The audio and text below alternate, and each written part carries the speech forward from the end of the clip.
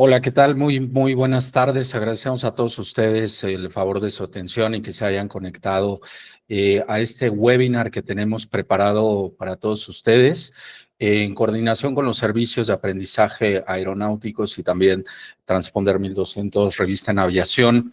El día de hoy, pues tenemos, y como han visto la mayoría de todos ustedes, una publicación en ambas redes sociales sobre la génesis de la falla oculta del Airbus A320, un tema que ha causado mucho revuelo desde finales de octubre de este año 2024, 2025, perdón. Y bueno, el día de hoy tenemos a un especialista que estará tratando y abordando pues este tema pues tan importante para la industria de la aviación y sobre todo para todos los operadores de los modelos o la familia del Airbus A320. Tenemos el gusto de tener al ingeniero Sigifredo Rojas, quien es ingeniero especialista en gestión de riesgos climáticos. Y bueno, todo viene y derivado de que pues la Organización de Aviación Civil Internacional, la OASI, la ICAO, realizó unos reportes de clima especial, específicamente en septiembre del año 2020, donde ya nos venían alertando sobre estos temas y también, pues bueno, un reporte de clima espacial, donde se proyectaban algunas afectaciones a las comunicaciones aéreas en las bandas de frecuencia VHF, también en las bandas de frecuencia para la navegación y afectaciones también a los miembros de la tripulación y pasajeros. Este se produce siendo el primer asesoramiento de clima espacial por parte de la entidad, por parte de la ICAO, y ya algunos países pues lo han incorporado en sus esquemas de seguridad. Sin embargo, para América Latina este es un tema bastante nuevo y que entraremos en detalle con el ingeniero.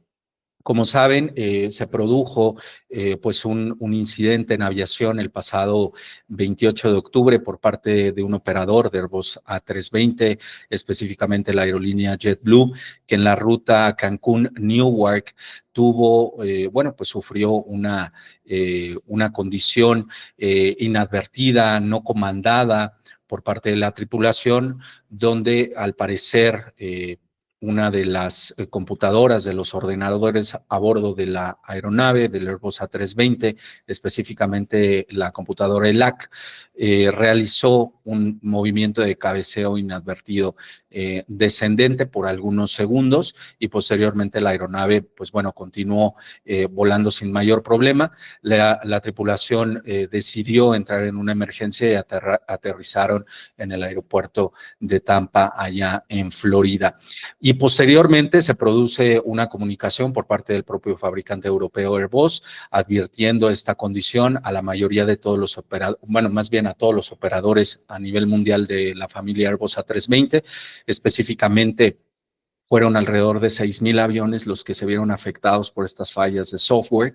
Y posteriormente, un día después de la publicación que hace Airbus, la EASA, la agencia o la máxima ente regulador allá en Europa de aviación, emite una Directive Awareness advirtiendo sobre esta condición que le afectó a muchas aerolíneas a nivel mundial, pero que afortunadamente pues bueno, esta falla se pudo contener y hasta cierto punto se pudo tener una buena capacidad resolutiva y una excelente gestión por parte del fabricante Airbus. Pero bueno, para eso le doy la más cordial bienvenida en este webinar al ingeniero Sigifredo Rojas, que él es ingeniero especialista en gestión de riesgos climáticos, que nos hablará de todos estos temas, y a todos ustedes los invitamos a que puedan participar también a través del chat que tenemos aquí en esta plataforma. Tienen un icono para poder mandar algunas preguntas que ya posteriormente en su momento se estarán leyendo si es que desean compartirnos también alguna inquietud sobre este tema. Ingeniero, muy buenas tardes. Saludos desde México hasta allá Colombia. Roberto, muy buenas tardes. Muchas gracias por el espacio que brinda Transponder 1200 y servicios de aprendizaje aeronáutico para llevar esta información a toda la audiencia y trabajadores del medio aeronáutico. Acabas de hacer una introducción muy valiosa. Digamos que todo esto viene a partir del evento que ocurre con este Airbus A320 de JetBlue y su emergencia.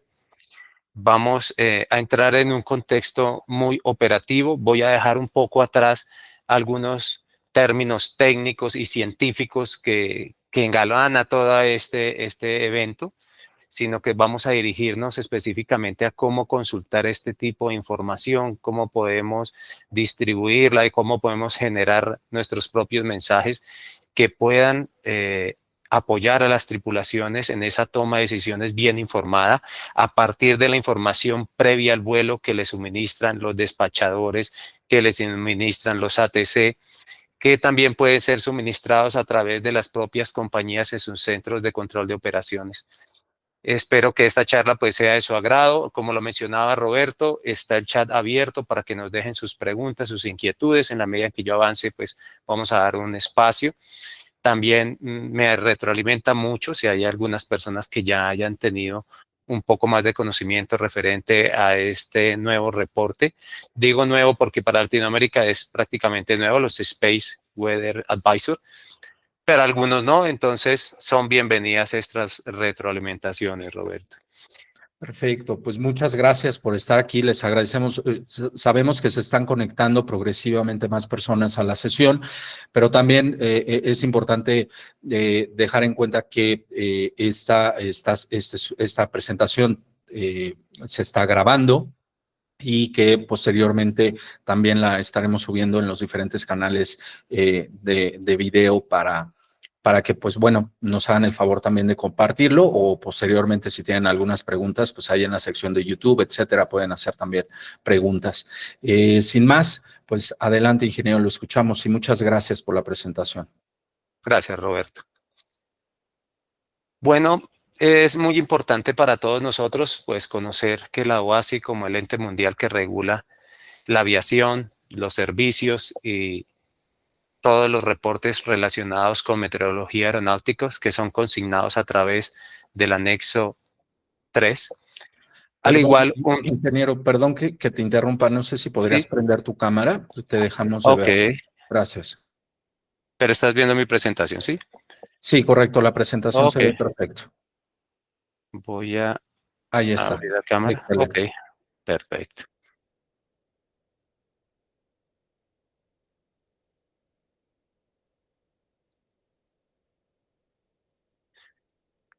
Y la OASI en el año 2019 publicó y reglamentó la meteorología espacial o clima espacial a través de un reporte que en inglés se ha denominado el Space Weather Advisor. En el documento 1010 se consignan toda la reglamentación, acrónimos y los motivos por los cuales es importante empezar a emitir este tipo de reportes, ya que trae una serie de afectaciones a la navegación, a la comunicación, a las tripulaciones y a los pasajeros.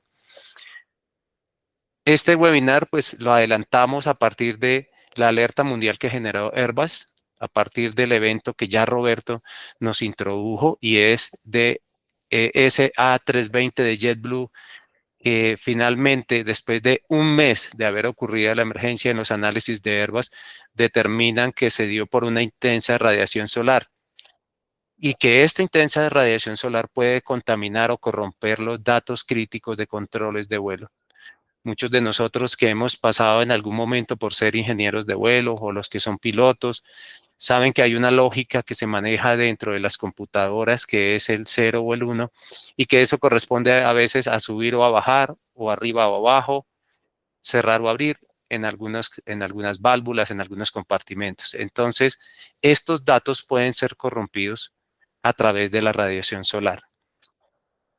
Algo muy interesante que trae este documento y es que nos dice que los eventos meteorológicos espaciales pueden afectar las comunicaciones, la navegación, la vigilancia a través del AS Charlie o Bravo y los equipos electrónicos sensibles a las radiaciones. Es en mi caso la primera vez que escucho uno de estos eventos ocurridos dentro de una aeronave.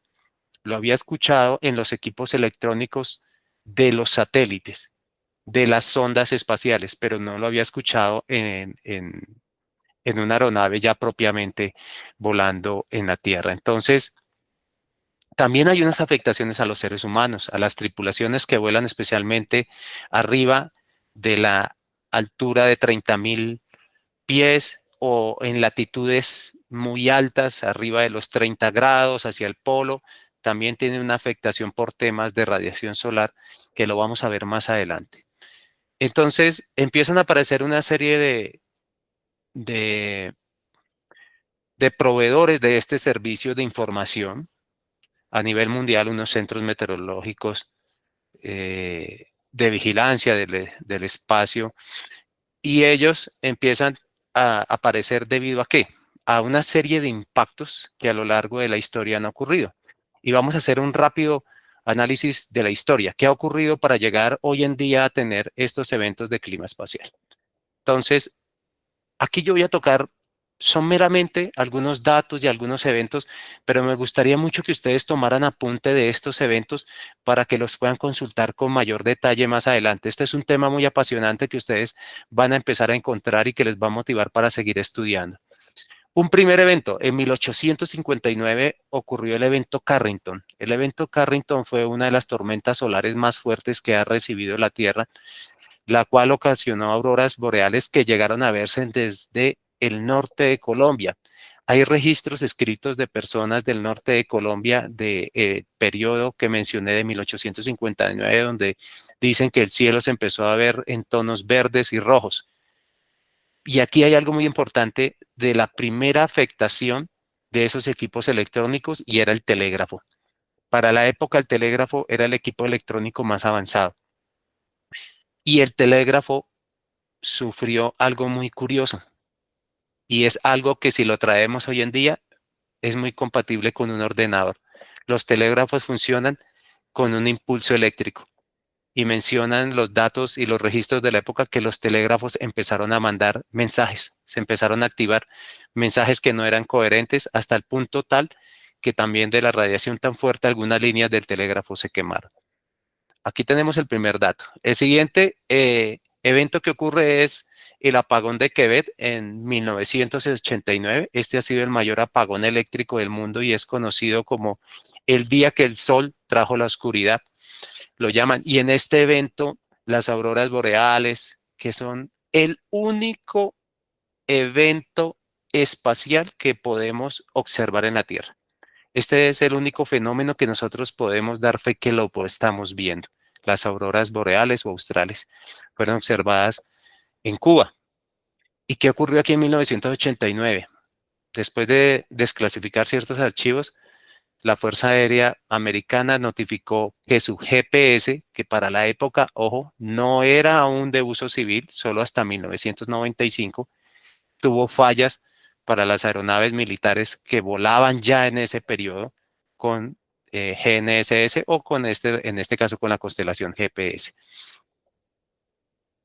En el 2012 estamos hablando del evento Miyake. Fusa Miyake es una científica japonesa que empezó a evidenciar a través de los árboles más viejos del mundo, que son los que dejan los registros, una cantidad de carbono y de átomos que venían con demasiada intensidad y que habían sido grabados en el corte del tallo de estos árboles, y empieza a identificar que han habido algunos extremos y algunas tormentas solares demasiado fuertes que han ocasionado que en los últimos 2000 años por lo menos se hayan presentado 4 a 6 tormentas fuertes.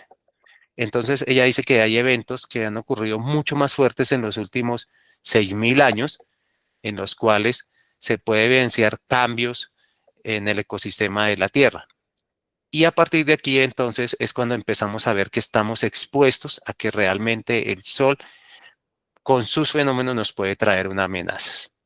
Y aquí se empieza a generar una serie de regulaciones y de afectaciones que no solamente son para la aviación, sino también a través de todo lo que es la energía, la agricultura y diferentes sectores. Y es así que llega la OASI y en el año 2020 emite su primer asesoramiento de clima espacial, ya reglamentado y regulado en el 2019 mediante el documento 1010, en el cual le ordena a todos los proveedores del servicio incorporar los Space Weather Advisor o los reportes de clima espacial. ¿A partir de qué? De unos centros de vigilancia espacial que se han creado a nivel mundial y que ya vamos a verlos un poco más. Para muchos de ustedes, y especialmente para Colombia, el año 2024 fue el año donde la actividad solar ocasionó algunas cancelaciones o cierres temporales de espacios aéreos en Colombia donde no se permitió volar, dado que la actividad solar era bastante intensa. Cada uno de ustedes podrá validar en sus países otros tipos de eventos que han ocurrido donde se ha determinado que no hay las condiciones de seguridad para volar a través de GNSS o que hay pérdida de comunicaciones y esto ha llevado a cancelaciones de vuelos. Pero aquí es muy importante algo. Antes de entrar en todo esto, en el tema del reporte, quiero que un poquitico visualicemos esas partes del Sol y esas características o esos fenómenos que bien están ocurriendo y que nos pueden decir, o por lo menos nosotros crear e intentar representar qué es lo que ocurre con el Sol. Entonces, básicamente hay 3 capas del Sol que nos están afectando con sus diferentes fenómenos. Una de estos es la fotosfera. En la fotosfera, que es la superficie del Sol más iluminada, donde se encuentra el plasma solar, es la que emite radiaciones. Aquí se emiten radiaciones ultravioleta, gamma y diferentes tipos de la ultravioleta, como es la A, B y C. Esta radiación alfa, bravo y Charlie, cada una tiene un impacto en la salud de las tripulaciones y de los pasajeros que vuelan arriba de los 30.000 pies. Para el caso de la radiación alfa, es tan solo algunas condiciones en la cual se pueden tener algunas manchas cuando se tiene una exposición prolongada. En el caso de una exposición a tipo BAVO o B, esta ya puede generar algunas quemaduras y la C, la VC, ya puede generar en un cáncer. En la cromósfera, que es una capa más externa, es donde los filamentos geomagnéticos se enredan, donde empiezan a haber reconexiones, donde estallan estos campos geomagnéticos compuestos principalmente por hidrógeno y helio. Y es de aquí donde ese estallido hace que se emitan las diferentes radiaciones geomagnéticas que llegan hasta la Tierra. Y por último, en la corona, en la capa exterior, que es donde se genera el viento solar por esa expansión térmica que sufre la atmósfera. Es increíble, pero en el Sol la cromósfera es mucho más caliente, llega a unos 16 millones de grados Celsius, que hacia la fotosfera, que está alrededor de los 5.000 a los 10.000 grados Celsius. Entonces, esa expansión y retracción hace que se genere un viento solar que va cargado con iones o partículas eléctricas que llegan hasta la Tierra. Entonces de aquí se derivan esos peligros. Entonces, ¿qué está pasando con todas esas perturbaciones solares? Empiezan a viajar por el espacio hasta llegar algunas de ellas a la Tierra y a través de la magnetosfera, que es la que nos protege, finalmente se terminan derivando. Algunos son derivados o son llevados por la configuración de los polos. Son trasladadas estas partículas eléctricas hacia el polo norte o hacia el polo sur, generando lo que conocemos como las auroras. Pero aquí hay otros eventos que son un poco más críticos y son aquellos que son los utilizados por las aeronaves para navegar, como los sistemas GNSS o GPS. Hay algunas afectaciones para la salud, para la tripulación, cuando estos vuelos unos están arriba, especialmente de 400, son los que más están expuestos a tormentas de radiación solar. Y estos fenómenos vienen impactando, pues como lo vemos ahora, no solamente a las latitudes altas o latitudes bajas. Cuando me refiero a las latitudes altas, me estoy refiriendo a los 30 grados norte o a los 30 grados sur hacia abajo y hacia los polos. sino que también hoy, a partir del evento del JetBlue, nos damos cuenta que también estamos expuestos en el trópico. Un evento que ocurrió hacia los 22 grados norte, cruzando el Golfo de México, nos viene a alertar y a decir, oiga, tenemos que ponerle más cuidado nosotros los que estamos en el trópico a este tipo de fenómenos y a los impactos. Esto no solamente es para los que vuelan cruzando a través del polo, los que están volando por Canadá o Estados Unidos. Esto es un impacto que ya empezamos a ver sobre cerca a la línea del Ecuador y que muy posiblemente más adelante empezarán a aparecer nuevos eventos o los nuevos reportes donde algunas de las nuevas compañías podrían estar reportando y diciendo, oiga, nosotros tuvimos un evento muy similar, un evento muy parecido. Entonces, qué interesante que ya ahora podamos traer este tipo de reportes, analizarlos, entenderlos y comprenderlos para transmitirlos a nuestras tripulaciones. Creo que hay alguna pregunta, Roberto. Sí, correcto. Hay una pregunta por parte de Héctor. Nos dice, los sectores más afectados son los polares. Me gustaría saber cuáles son los medios para mesurar una eventual afectación en nuestro país. Sé que hay algunos estudios en el Perú. Bueno, realmente, como él lo menciona, los sectores más afectados comprenden los 60 grados norte hacia los polos, pero nosotros no podemos determinar aún o cuantificar la amenaza para cada uno de los sectores medios o hacia el Ecuador. Vemos que el impacto se puede dar en cualquier latitud. Estos son alertas, esto es, como lo he llamado yo, hace parte de esos otros reportes, como lo es el SIGMET, que es un warning condition, o sea que hay una condición de peligro que los pilotos deben conocer para eventualmente nosotros empezar a manejar lo que se llama en aviación el TEM, ¿sí? Entonces, ¿cómo nosotros podemos manejar esas amenazas y el error? Y estos peligros realmente lo que nos llevan a nosotros es prepararnos para lo que puede ocurrir. Entonces, el TEM de las tripulaciones, un TEM para el controlador y un TEM para el despachador. Algo que puede ser muy común para los tres.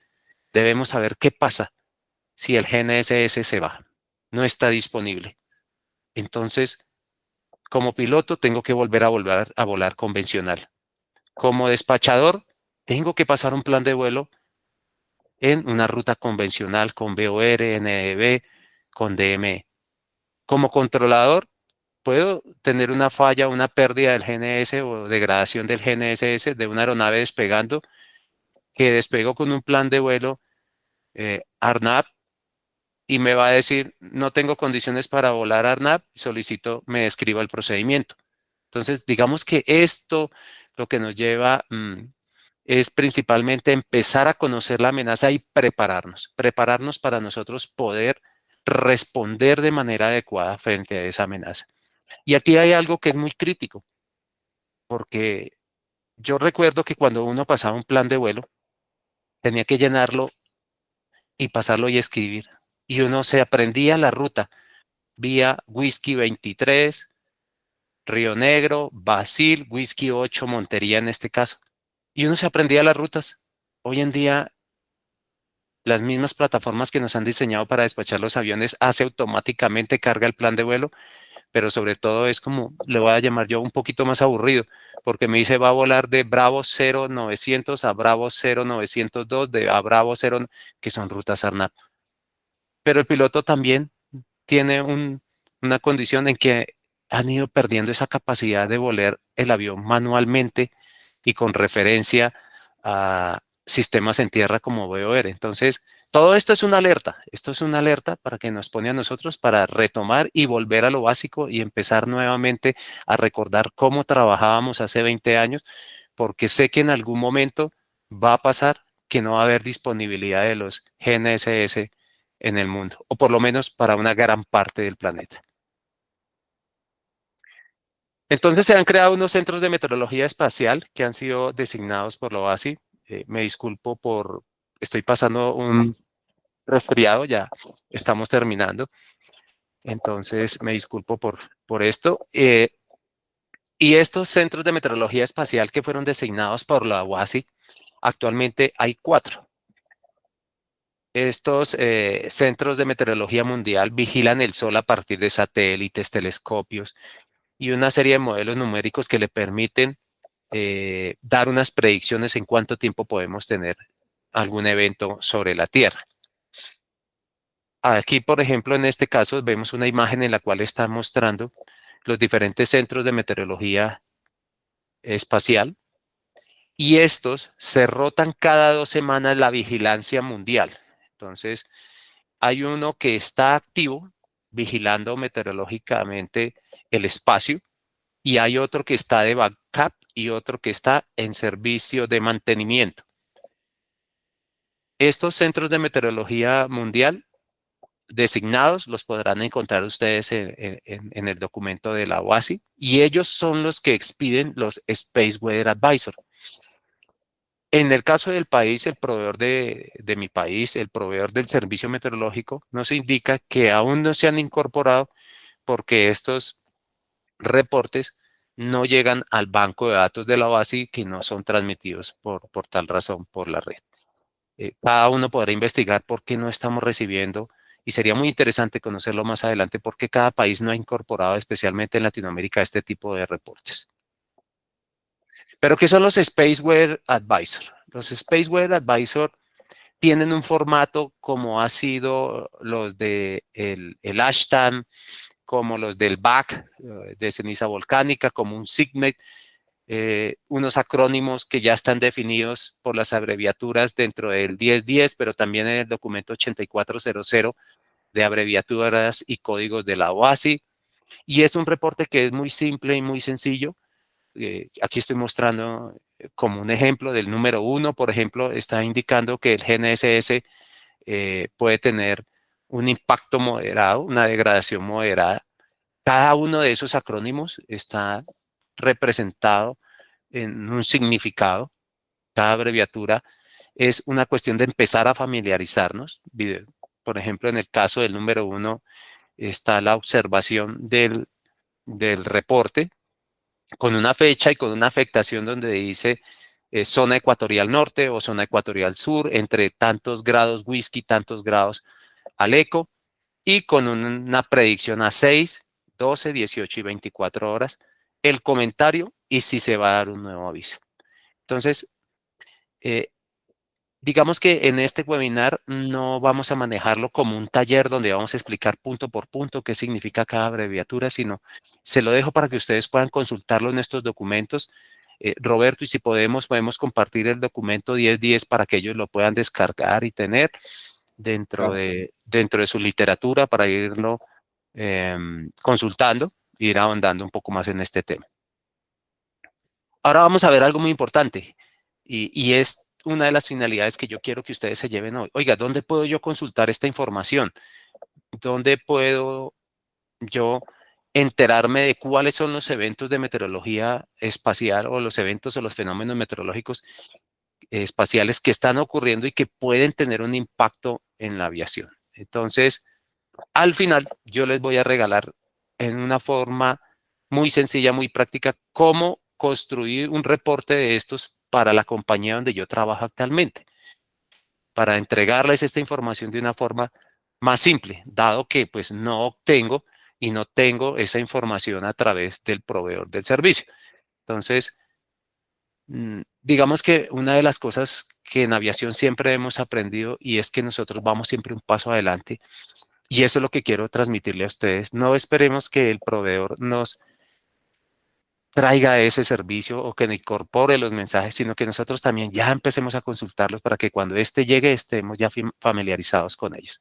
Entonces, ¿dónde podemos consultar esta información? Esta información la podemos consultar en la página de la NOAA y se llama el Space Weather Center.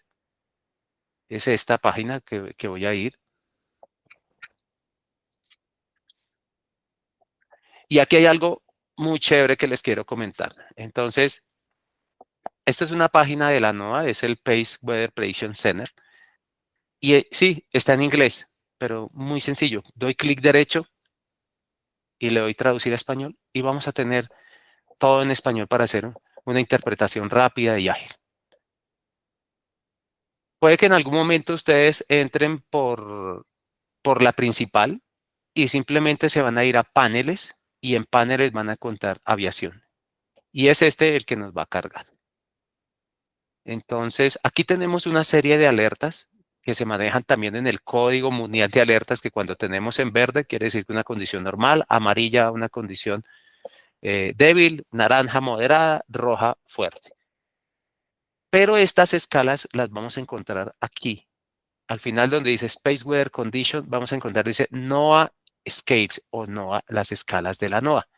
Cuando ustedes pican acá, van a encontrar cada una de las escalas de estos reportes, van a encontrar la descripción o el nivel de alerta y el efecto que trae ese tipo de fenómeno meteorológico espacial, ya sea tormenta geomagnética, tormenta de radiación solar o los apagones de radio que van acompañados con la atenuación de las comunicaciones en HF y que induce también un ruido en las comunicaciones VHF.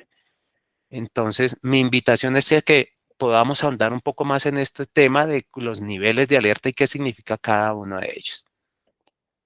Aquí abajo vamos a encontrar 7 paneles y los voy a explicar de una forma que espero sea muy sencilla para ustedes. No quiero entrar en términos físicos ni en conceptos científicos, sino llevar esto a un tema muy operativo.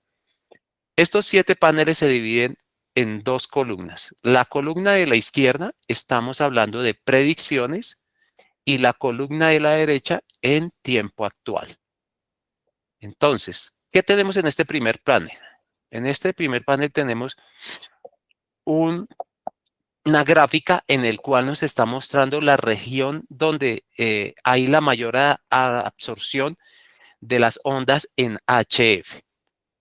Esta absorción de la banda HF solamente ocurre en el lado diurno del planeta.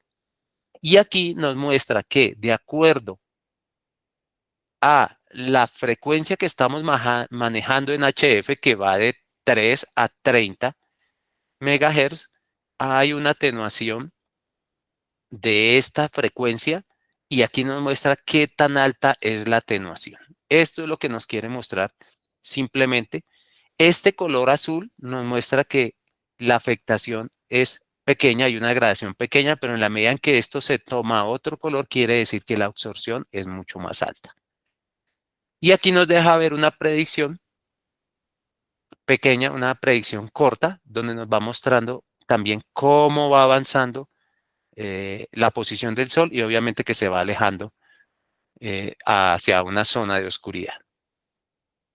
En el panel siguiente de predicción tenemos de predicción de aurora boreal para la aviación, una predicción a 40 minutos corta, donde van a ocurrir, la intensidad del evento, en dónde están ocurriendo, y llegamos a este tercer panel. Este tercer panel es muy interesante, a mí me encanta este tercer panel y es el panel de predicción solar. Voy a ampliar un poco, Roberto, si me puedes decir que se esté viendo completamente. La presentación se está viendo muy Sí, bien y listo. también ya he compartido la liga de ICAO del documento 10.100 y también del Space Weather que estamos viendo a continuación. También ya lo tienen disponible en la sección del chat por si lo quieren consultar. Perfecto, muchas gracias. Bueno, esta pantalla, ¿qué nos permite a nosotros o qué vamos a encontrar aquí? Aquí vamos a encontrar una imagen que está compuesta por 2 círculos y un círculo cortado en forma de cono. Este punto amarillo que observamos aquí en este panel corresponde al Sol. Este punto verde corresponde a la Tierra y este punto naranja corresponde al satélite estéreo alfa. Se llama estéreo alfa no porque de pronto sea más fácil, oiga, pongámosle estéreo, sino que corresponde a unas siglas en inglés que corresponden a observación de relación solar y terrestre.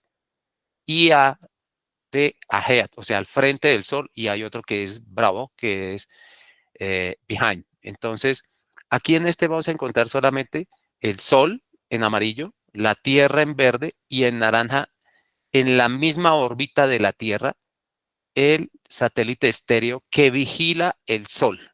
Y vigila el Sol para cuando se dan las eyecciones de masa coronal. En el panel superior nos va a mostrar la densidad del plasma que ha sido eyectado y en el panel de abajo nos va a mostrar la velocidad radial a la cual se desplaza hacia la Tierra. Por eso él hace un cálculo de, de cuánto tiempo, y por eso los centros mundiales nos predicen en cuánto tiempo puede llegar ese plasma o esa eyección de masa coronal en la Tierra. Miren, por ejemplo, en la parte superior nos está dejando ver la densidad. Aquí hay una emisión de, de viento solar o eyección de masa coronal en tono verde, o sea, es una densidad muy baja. Y aquí abajo nos muestra en el panel inferior la velocidad a la cual se está desplazando. De pronto me pueden decir, ay, ingeniero, ¿y usted dónde sacó esa información? Muy sencillo. Y esto se lo comparto a ustedes. Ustedes pican en la parte superior, van a encontrar donde dice eh, acerca del Space Weather. Y aquí ustedes van a encontrar, no, discúlpenme, van a picar sobre productos y datos o products and data. Y aquí ustedes, por ejemplo, si quieren conocer un poco más y ampliar la información sobre el GROES Proton Flux, le dan el clic, van a encontrar el panel y aquí encuentran los impactos y los detalles de esta información. Como les dije, con un clic derecho podemos obtener rápidamente la información y poder interpretarlo de manera ágil.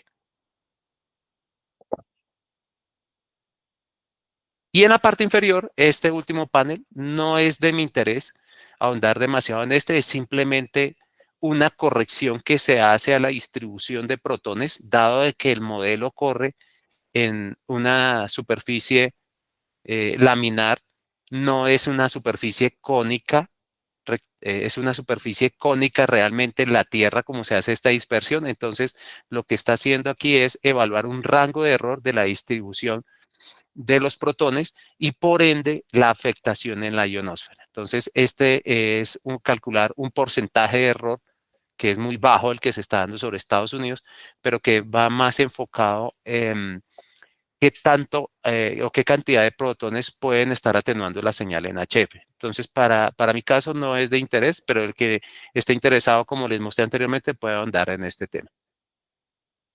Aquí este panel me interesó muchísimo y es porque lo he venido estudiando acerca del flujo de protones de GOES. Y resulta que aquí hay algo muy interesante. Voy a pasar momentáneamente a la diapositiva, a mi última diapositiva, y espero que ustedes estén observando. Aquí mire este flujo de protones, cómo subió el 11 de noviembre, periodo muy cercano cuando se dio la emergencia del JetBlue. ¿Y a qué voy con esto? ¿Por qué vine o fui hasta allá?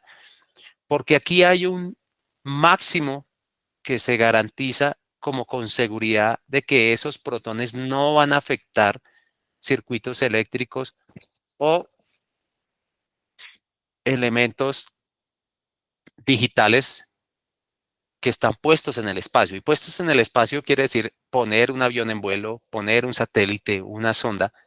Cuando este flujo de protones cruza este umbral, se genera una alerta mundial en donde la atmósfera, la magnetosfera está siendo bombardeada por un flujo tan grande de protones que, como nos dimos cuenta, pudo penetrar hasta el nivel de vuelo 350 altura en la que volaba el JetBlue y que pudo llegar hasta latitudes de 22 grados norte. Y aquí nos nace la pregunta, ¿será que ya habían ocurrido eventos de estos y algunos pilotos ya habían tenido algún fenómeno de estos, de comandos involuntarios? ¿Será que estamos expuestos también en el trópico a este flujo de protones? Son preguntas que nos quedan por ir desenvolviendo más adelante y resolviendo. Es una lástima que en este panel no esté visible el sol, pero lo que nos muestra este panel son las manchas solares. Este panel debería mostrarnos una imagen muy similar a esta. Desafortunadamente está afuera, pero muy pronto sé que vuelven y cargan. ¿Y por qué es importante? En la medida en que tengamos más manchas solares, nos va a indicar que hay mayor probabilidad de tormentas. Estas manchas solares, en este caso esto es real, y quiero comentarles que estamos en el ciclo 25 del Sol. El Sol tiene unos ciclos de mayor y de menor actividad, que más o menos, según el documento de la base, corresponde a 11 años cada ciclo. El periodo de mayor actividad solar para este ciclo, el ciclo 25 que va del 2019 al 2030, es el 2024 y el 2025. Es decir, estamos entrando ya en un descenso de la mayor actividad del Sol sobre el periodo de mayor actividad. En la medida en que se encuentren mayor cantidad de manchas solares, mayor es la posibilidad de que tengamos tormentas geomagnéticas. Por eso es muy interesante conocerlo y tenerlo presente acá cuando lo podamos encontrar. Porque a partir de estas manchas solares y de estas posibles tormentas geomagnéticas que se puedan generar, vamos a tener el índice KP, que es el índice estimado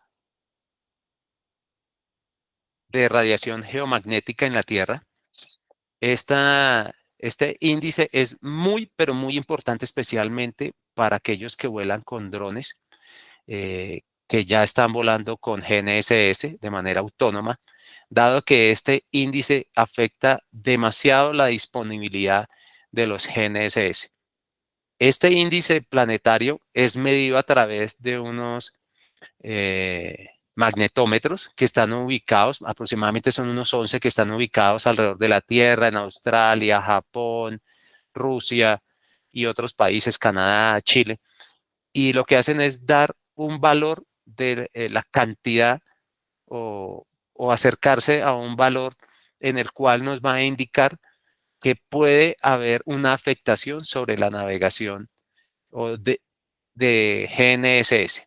Pero aquí esto no solamente es clave para nosotros en la aviación. Hoy en día ya la agricultura tiene operando tractores de manera automática que se posicionan con GNSS. Los barcos, también la electricidad a través de sus centrales eléctricas o centrales nucleares se pueden dañar ciertas turbinas o elementos eléctricos a partir de que este índice sea muy alto. Hasta el índice 5 es considerado un índice normal y a partir del índice 5 ya se le da una valoración menor, moderada, fuerte, severa y está disponible para todos ustedes para la consulta. De esta forma, entonces, quiero decirles que esta página es muy importante para nosotros los que estamos en aviación.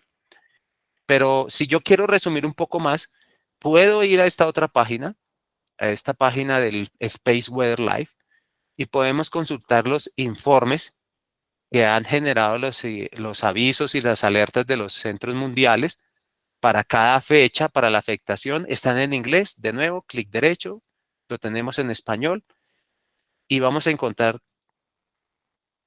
el código, la fecha, el número, la hora de emisión y la alerta.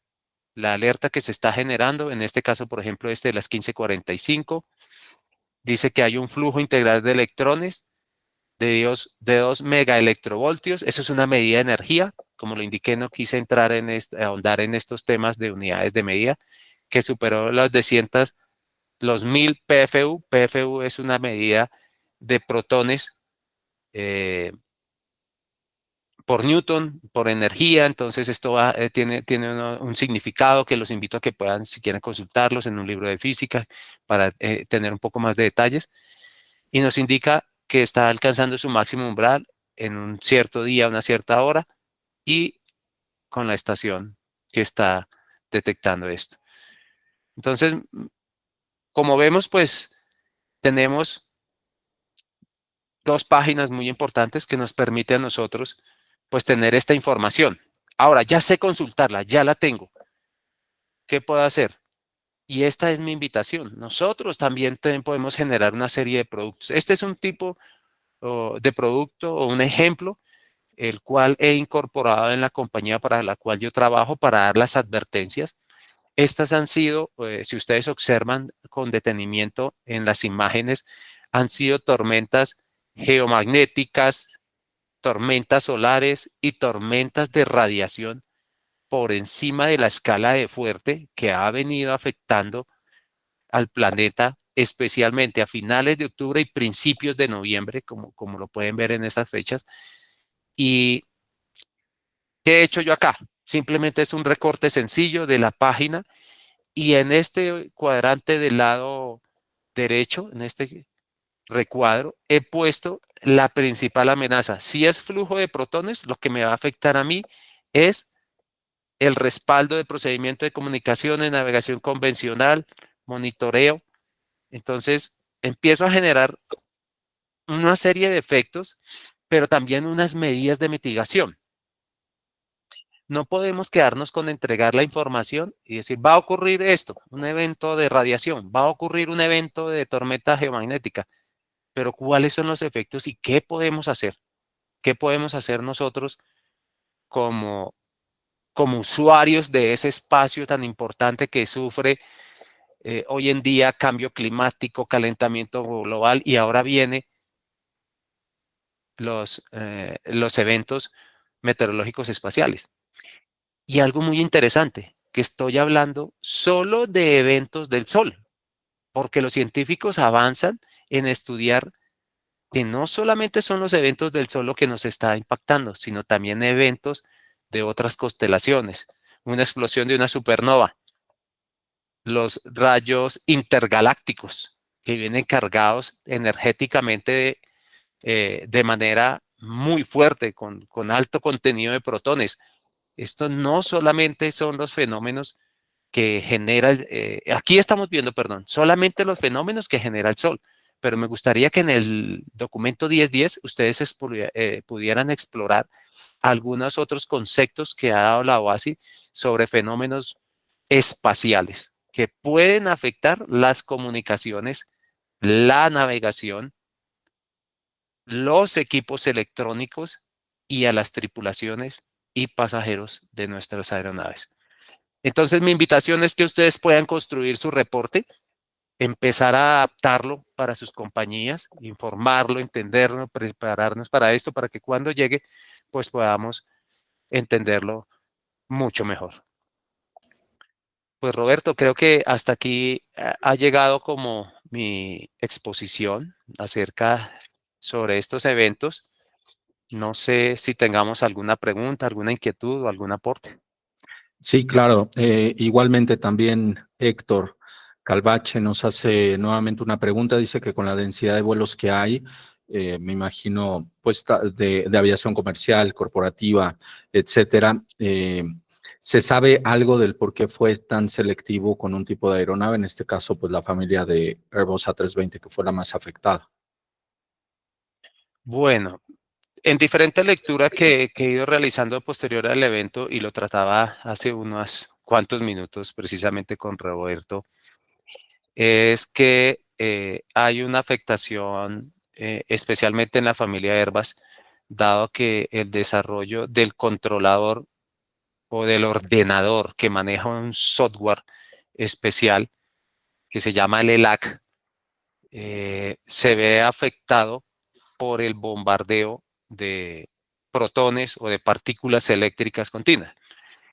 Y le agradezco a Héctor Calvache, él es meteorólogo, porque pues aquí hay una puesta que digamos uno lo empieza a ver en la tecnología que se desarrolló hace varios años atrás y un concepto que se llamaba la celda de Faraday o que se llama la celda de Faraday, que es con la que están diseñados los aviones y con la cual nos protegemos de las descargas eléctricas de las nubes y que vendría a ser el mismo principio con el cual nos protegeríamos de ese bombardeo de protones que vienen del espacio. Y es simplemente que esa celda nos protege dentro de la aeronave haciendo una dispersión de estas cargas eléctricas para que al final salgan por las estáticas. Realmente, Héctor, pues no sabemos por qué principalmente la familia de Airbus, pero pues hay un concepto que se maneja y es que Airbus ha sido el que ha llevado a la automatización, a una automatización mayor de las aeronaves que Boeing. Prácticamente el concepto fly-by-wire pues viene de Airbus, donde hoy todos sabemos que ya un avión de estos se vuela es con un joystick. Todos son ordenadores, son computadoras y pues estamos viendo pues el impacto mayor en la familia Airbus que en la familia de Boeing, que tiene una menor automatización de sus sistemas. Perfecto, muchas gracias. Pues bueno, no sé si alguien más tenga alguna otra pregunta para que pueda utilizar el chat. Eh, Sin embargo, pues bueno, nos estabas mencionando sobre pues esta falla que sabemos que son computadoras pues sumamente importantes para el control de la aeronave, ya que básicamente el ELAC lo que hace es controlar los tres ejes del avión y las superficies de control primaria, también superficies de control secundarias o slats, etcétera, y que pues es un problema que puede llegar a preocupar a muchos pilotos y sobre todo también a operadores, ¿no? Y es que venimos rezagados o hasta un poco alterados sobre los temas que pasó, por ejemplo, con un tema, pues no similar, pero sí con un tema de software por parte de Boeing, el competidor, hablando específicamente del Boeing 737 MAX, ¿no? Que son Ajá. condiciones también de software que, bueno, en contraste y en la contraparte, pues desafortunadamente Boeing nunca entendió o no tuvo una capacidad resolutiva, fueron incapaces de contener la falla y bueno, provocaron accidentes en aviación. Sin embargo, la pregunta también sugiere que estas condiciones de vuelo inadvertidas, no comandadas, si hubiera surgido, por ejemplo, en una fase de aproximación final o en un ascenso inicial, pues también sugiere ciertas problemáticas. Sin embargo, sabemos que varios agencias federales, reguladores aeronáuticos, por ejemplo, en el caso de México, con nosotros, con la Agencia Federal de Aviación Civil, la FAC, pues bueno, ya las 90 y tantas aeronaves que tenía Viva y Viva Aerobús, que son los principales operadores del equipo aquí en México, pues ya ha sido resuelta, ha sido contenida y también en otros países, ¿no? Hablamos de flotas gigantescas, como también el caso de American Airlines, con más de 350 aviones de la familia. Y esto pues sugieren ciertas interrogantes y preguntas a medida que posiblemente lo que tú estabas hablando sobre estas tormentas provenientes del sol, que no nada más afectan los sistemas de navegación o de control de las aeronaves, sino también están afectando los sistemas GNSS y comunicaciones en VHF y que probablemente la contención se pueda llevar a cabo en un entorno de navegación convencional o de radionavegación, lo cual pues ya muchos países ya no tienen tanto la infraestructura de estos sistemas o de estos equipos para atenderlo, ¿no? ¿Qué postura tienes al respecto como especialista en materia sobre todas estas condiciones y también de cierta forma una alerta por parte de los usuarios, de los operadores, de los propios pilotos que surgen todas estas interrogantes, ¿no? Que te planteo? Claro, yo creo que aquí es muy importante volver a lo básico, volver a volar de forma manual, volver a hacer un despacho de manera escrita, volver a retomar los elementos en tierra como son BOR, DME, como una manera alternativa.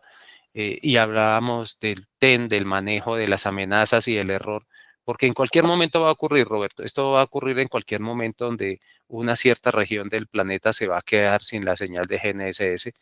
Y aquí es muy interesante volver nuevamente a hacer esa práctica que hacíamos hace 15 o 20 años atrás, cuando teníamos una menor automatización en nuestros procesos y finalmente nosotros íbamos a la clase, lo veíamos, lo aprendíamos por los ojos, pero lo reforzábamos de manera escrita, rayando un plan de vuelo, insertando un dato cuando operas el RMI, cuando vas a volar a un board y le cambias la señal.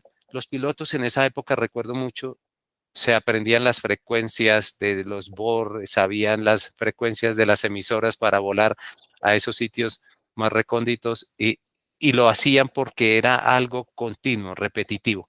Hoy en día todo lo arrastra la automatización, el FMS nos trae todo, nos trae la alerta, la lista de chequeo, nos trae las frecuencias, no necesitamos hacer gran cosa, pero debemos prepararnos más para cuando lleguen estos eventos. Me gustaría mucho, Roberto, para finalizar, responder la pregunta de Alejandro que nos dice que si podemos inferir esto al cambio climático. ¿Provoca este efecto de forma creciente? Posiblemente no, Alejandro.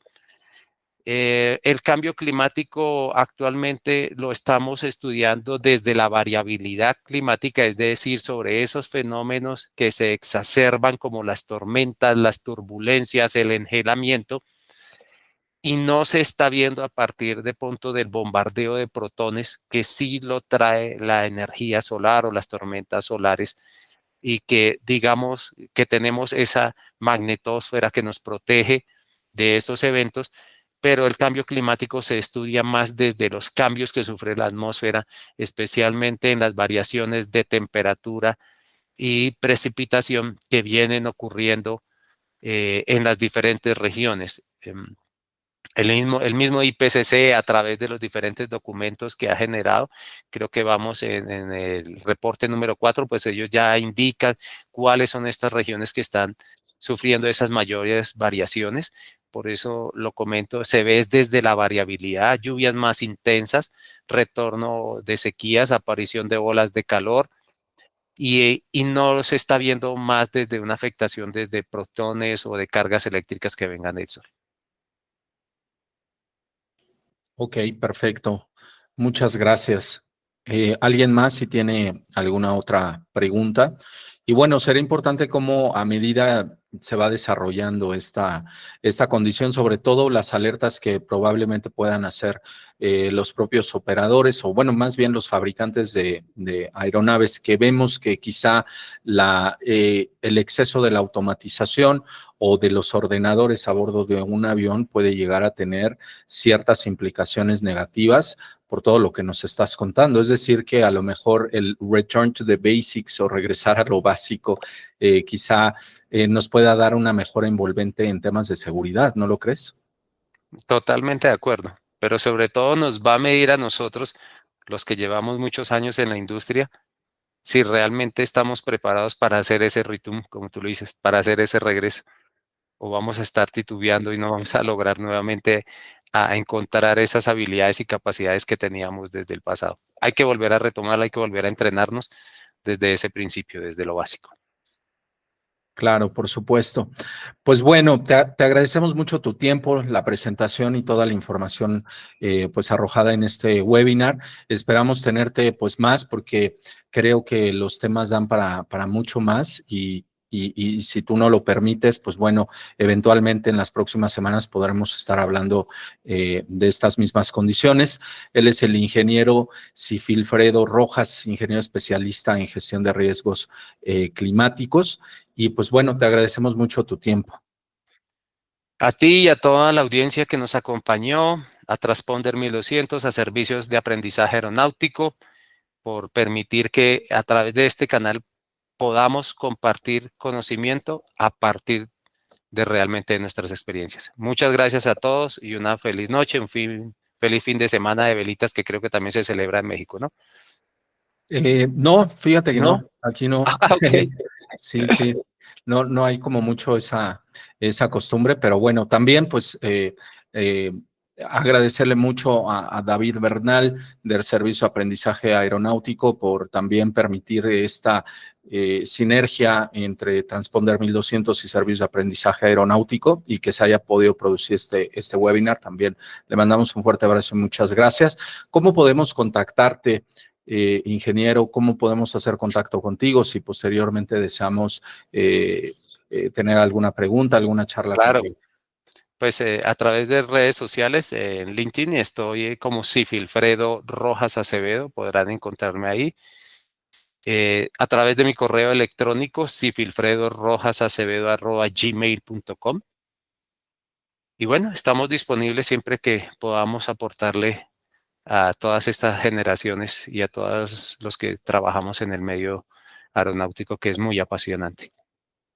Perfecto, pues bueno, ahí lo tienen. Pues muchísimas gracias a todos los que se conectaron y eventualmente pues este video estará subido en los diferentes canales para que pues lo puedan también compartir. Muchas gracias, gracias por la información. A todos, feliz noche.